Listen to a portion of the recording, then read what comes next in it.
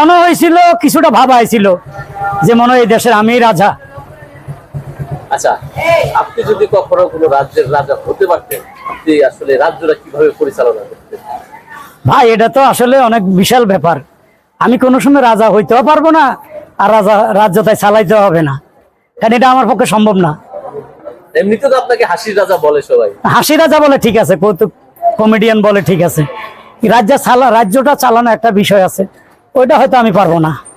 আচ্ছা, এর আগে যে আপনি বলছিলেন যে আপনাকে আসলে পৌরসভার নির্বাচনে দাঁড়া করাতে চাচ্ছিল আপনার এলাকার জনগণ, আপনি পারবেন? এটা গত সরকারের আমলে আমারে চাইছিল উপজেলা চেয়ারম্যানই দাঁড়ানোর জন্য। তা আমি একটা কথাই বলছি যে আওয়ামী লীগ, বিএনপি, জামাত, জাতীয় পার্টির সবাই আমার বন্ধু, সবাই আমাকে ভালোবাসে। আমি এক দলের সাথে নির্বাচন করে 3 দলের গাড়ি শুনতে রাজি না, এই জন্য আমি দাঁড়াইনি। আচ্ছা, এই যে শিল্পীদের মধ্যে এই যে কিনা, আপনি কি মনে করেন?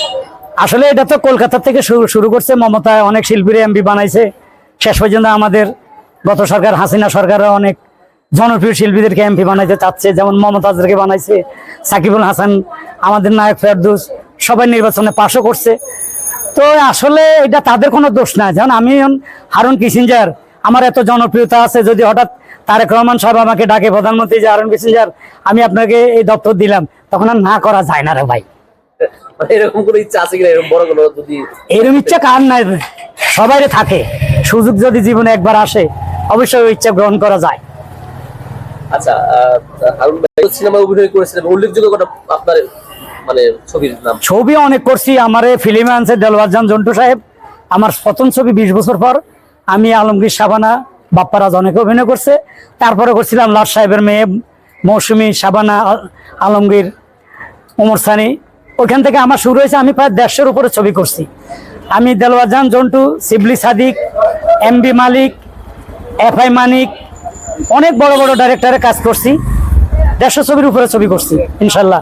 লাস্ট একটা ছবি করলাম স্নেহের বন্ধক, খুব শীঘ্রই রিলিজ হবে। এই ছবিতে আমি থাকি সুদখোর কাজী হায়াতের টাকা দিই সুদের উপরে, ওর ঘর বাড়ি দখল নিতে চাই। এই ছিল আমার ক্যারেক্টার। আপনি তো এই ধরনের অনেক ক্যারেক্টার ওটা পেয়েছেন, আপনার পছন্দের ক্যারেক্টার?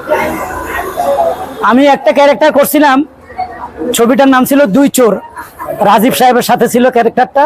আমি রাজীব সাহেবের রাজীব সাহেবের মেইন ভিলেন, আমার দিয়া যে দুষ্কৃত কাজগুলা করাইতো, ওটাতে ক্যারেক্টারটা খুবই ভালো করছিলাম আমি। ছবির নাম 2 চোর। আচ্ছা, আপনি তো অনেক কিংবদন্তি অভিনেতাদের সাথে কাজ করেছেন। এর আগে যেমন আপনি বলেছেন এটিএম শামসুজ্জামান, হুমায়ুন ফরিদ, ওদের সাথে কাজ করা হয়েছে। হ্যাঁ, হুমায়ুন ফরিদি সাহেবের সাথে কাজ করছি, এটিএম ভাইয়ের সাথে কাজ করছি, রাজীব সাহেবের সাথে কাজ করছি।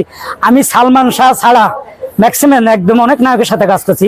সবচেয়ে বেশি ছবি করছি আমি রুবেলের সাথে, নায়ক রুবেলের সাথে। মান্নার সাথে ছবি করছি অনেক। মান্নার সাথে 5টা ছবি করছি। লাস্ট ছবি করছিলাম নায়ক ইসফানি আরিফের। ওটার মধ্যে আমি জমি দখল করতে যাই, মান্না আমার ঘুষি মারে, আমি অনেক দূরে যাই পড়ি। মোটামুটি একটা ভিলেন ছিলাম, অমল বসে ফাটায় জমি দখল করার জন্য, মান্নাই আমার মাইর দেয়, আমি দলবল লয়ে যাই। এই ধরনের ক্যারেক্টার ছিল। ব্যক্তি হিসেবে কেমন ছিল? ভালো ছিল, খুবই ভালো ছিল। আর ফিল্ম বলতে মান্না বলতে একটা ফিল্ম ছিল।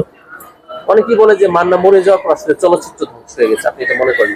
না, আমি এটা মনে করি না, কারণ যুগ চেঞ্জ হয়েছে, কেউ মরার জন্য ধ্বংস হয় নাই। কারণ এখন মান্না সাহেব থাকলে ছবি এত চলতো না, এত মিডিয়া, এত চ্যানেল, ইউটিউব, ফেস, ফোলাফোন এগুলো দেখে, ছবি দেখে না। এখন মনে করেন সালমান শাহ থাকলেও ফ্লপ হইতো, মান্না সাহেব থাকলেও ফ্লপ হইতো, কারণ এখন মানুষ হলে ঢুকে না। আপনি একটা কথা বলছিলেন যে শাহরুখ খানকে